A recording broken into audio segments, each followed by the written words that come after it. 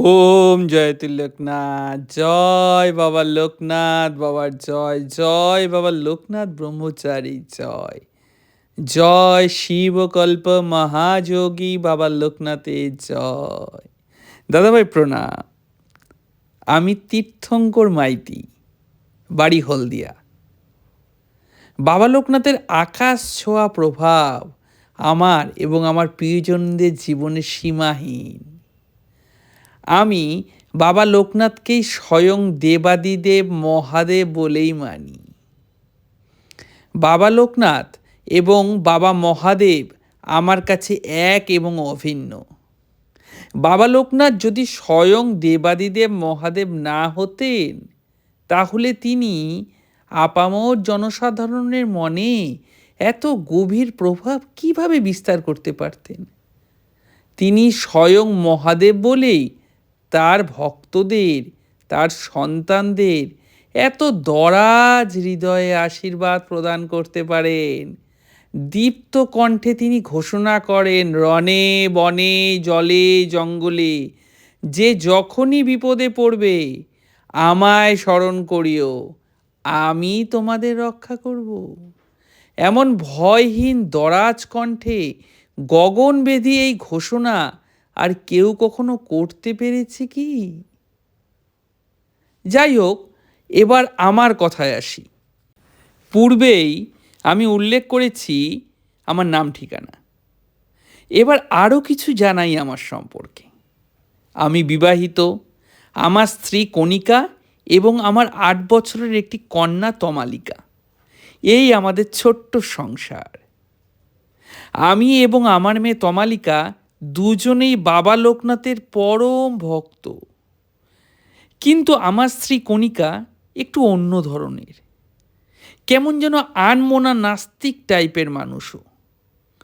পুজো আচ্চা কোনোদিনই করে না, তবে কেউ করলে ওর তাতে নাক গলানোর কোনো স্বভাব নেই। বিয়ের পর থেকেই বিউটিশিয়ানের কোর্স করবার জন্য দিনরাত কাঁদতো আমার কাছে। তারপর সেটা করিয়ে দেওয়ার পর এখন নিজেই একটি পার্লার খুলেছে। সব সময় শুধু মেকআপ আর পার্লার এই নিয়েই ব্যস্ত থাকে। পুজো তো দূরের কথা, নিজের মেয়ে তমালিকার প্রতিও কোনো ভ্রুক্ষেপ নেই তার। তা যাই হোক, আমরা বাবা মেয়ে নিজেদের মতো করেই বাবার আশীর্বাদে সব গুছিয়ে নিয়েছি। আচ্ছা, যখনই বাড়িতে থাকবে হয় নিজের ফোন নিয়ে ব্যস্ত থাকবে, না হলে আমাদের সাথে পার্লার নিয়েই গল্প করবে। মনে হয় ওর জীবন একমাত্র ওর পার্লারেই আটকে আছে। এতটাই ওর পার্লারকে ভালোবাসে যে ওর ভাইয়ের বিয়েতেও পরের দিন গিয়েছিল, পার্লারে সেদিন খুব ভিড় ছিল বলে। এই কারণেই আমরা বাবা মেয়ে ওকে ওর মতো ছেড়ে দিয়েছি। কিন্তু বেশ কিছুদিন ধরে ওকে বেশ মনমরা দেখছিলাম আমরা। পার্লারে যাওয়ার এনার্জিটাও দিন দিন কেমন যেন কমে যাচ্ছিল, যেটা আমাদের দুজনের কাছেই বেশ অবাক লাগলেও আমরা বাবা মেয়ে কিছুই বলিনি। আমরা বহুদিন থেকেই চাইছিলাম যে আমাদের বাবা মেয়ের মতো না হলেও কিছুটা অন্তত সে যদি আমাদের বাবা লোকনাথকে মেনে নেয়, আমরা তাহলেই খুব খুশি। কারণ বাবা আমাদের সব দিক দিয়ে ভরিয়ে রেখেছেন, আমরা বাবার কাছে আর কিছুই চাই না। কিন্তু বাবাকে মেনে নেওয়া তো দূরস্থ, কোনো দিন ওকে জয় বাবা লোকনাথ এইটুকু বলতে শুনিনি আমরা। এইবার আমাদের মনে হয়েছে যে এটাই আসল সময়, কারণ ওর কাছে জানতে পেরেছি ওর পার্লার খুব ভালো একটা চলছে না ইদানিং।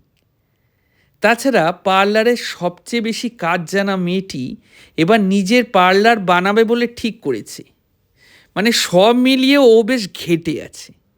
আমরা ওকে সাজেস্ট করি বিশ্বাসের সাথে একটিবার বাবা লোকনাথের একটি ছবি পার্লারে লাগাতে। ও বাধ্য হয়ে আর কোনো উপায় না দেখে সেটাই করে। এবার চমৎকার হয়ে যায় দাদা ভাই। পার্লারের কাস্টমারও বর্তমানে যেমন বেড়েছে, তেমনি কণিকার সাথে সেই কাজ জানা মেয়েটিরও এখন গভীর বন্ধুত্ব হয়েছে। তাই মেয়েটি কণিকাকে বলেছে ও কাজ ছেড়ে আর যাবে না। এখন আমাদের বাড়িতে সবচাইতে বড় বাবার ভক্ত হলো কণিকা। জয় বাবা লোকনাথের জয়। হ্যাঁ, জয় বাবা লোকনাথের জয়। জয় বিশ্বাসনাথ বাবা লোকনাথ। আপনার করাই ভিডিও, মানে আপনার পাঠানো এই কৃপা কাহিনী ভিডিওতে আমি করলাম থেকে একটি জিনিস পরিষ্কার, সেটা হলো বাবা যখন চাইবেন, যাকে চাইবেন, যেভাবে চাইবেন, ঠিক সেইভাবে তার নিজের কাছে নিয়ে আসবেন। এইটাই বাবার মহিমা। ওই যে আপনি বললেন না বাবাই হলেন স্বয়ং মহাদেব, একদম যথার্থ বলেছেন। তাই তো বাবাকে বলা হয় শিবকল্প মহাযোগী বাবা লোকনাথ, আপনি নিজেও উল্লেখ করেছেন এটাই। তাই সকলকেই আমি অনুরোধ করব পরম বিশ্বাসের সঙ্গে বাবাকে মেনে চলতে, এবং বাবা পারে না এমন কোনো কাজ এই জগতে নেই। তাও যদি কখনো মনে হয় বাবা কেন করছেন না, সেটা শুধু আর শুধু সঠিক সময়ের অপেক্ষা করেন বাবা।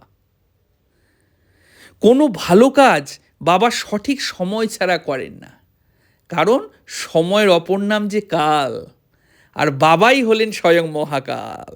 ওম জয় তু লোকনাথ।